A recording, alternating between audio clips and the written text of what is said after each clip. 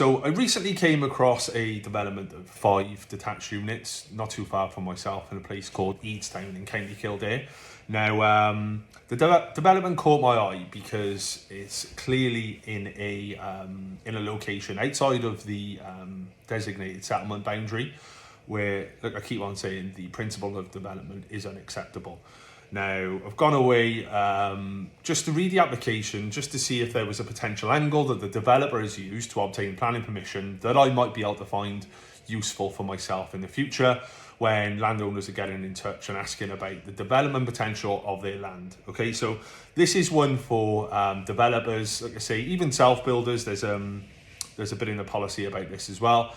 And like I say, those people looking to develop land, looking for a potential angle, getting creative and thinking outside of the box. Okay, so this is the site in question. Okay, so I'll just zone in, but the gist of it is it's an infill site here. Okay, now the developer has, or the landowner, they've put an argument forward on the basis that the site is the most suitable location for development in this location. And the reason for this is, as they're stating, is it is directly adjacent to the national school and the nursery. Okay, and as far as local infrastructure and amenity and community and social assets go, there isn't a lot. You've got these two. You've got the school, the nursery, and there's a GAA pitch. There's no shops, there's no pubs, there's no restaurants. So in terms of a central location, this is about as convenient as you're going to get. Now, most of you know, watching this video, the planners will take what we call like a sequential approach to the planning. So what they'll do is they'll assess your site against other sites in the area, and generally the site that will obtain permission will be the one which is in the most suitable location, if that makes sense. Okay, so this is the approval. If anyone wants to go in and have a look, okay, there's the reference. You fill your boots. But the top and bottom is, like I said, that's the site location.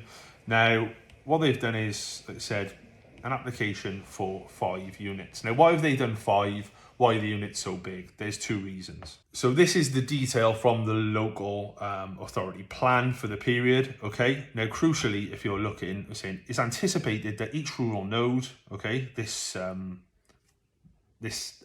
location, Eadstown, is classified as a rural node in the local plan, can cater for a 10 to 15% growth from their current population base over the period plan. Okay, so it's obvious what they're saying there. Over the plan of the period, they can build additional dwellings to accommodate an extra 10 to 15% people in area. Okay. Now, crucially for this site, small scale clusters of dwellings service sites of not more than 5 units. Okay, so they've gone for 5 units to reflect the cap in the policy, and also they tick a box from a planning point of view in terms of the site will reflect the scale, size, and density of dwellings in the local area. Okay, so they were clear on the policy, what it was saying they could do and what it was saying they couldn't do. Crucially with this site, occupants will still need to comply with policy for local needs. Okay, and I did see that, and I'll just show you the development. One of these units was still unsold as of last week. Okay, so I don't know what profits a developer's working to, but these are probably 800 grand houses, so I'd say a lot of his profit is tied up in this last deal. So you need to make sure you do your market research and your due diligence and check you can actually sell these houses, okay? Because if you can only sell them to people within the local vicinity, that obviously reduces the demand, which will impact the price that people are willing to pay.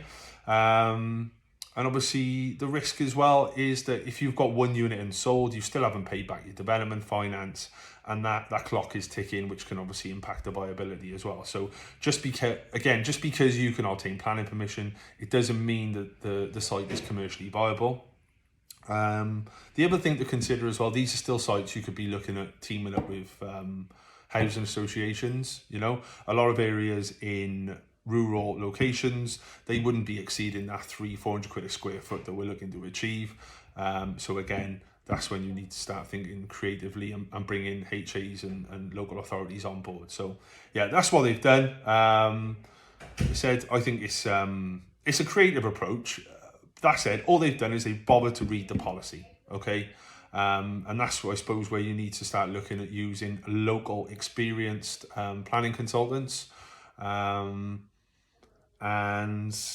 yeah, I mean, that's it. Like I said, there's plenty of sites out there like this. That policy would be specific to Kildare, but it would reflect national policy. So hopefully you find that useful. Yeah, that's it.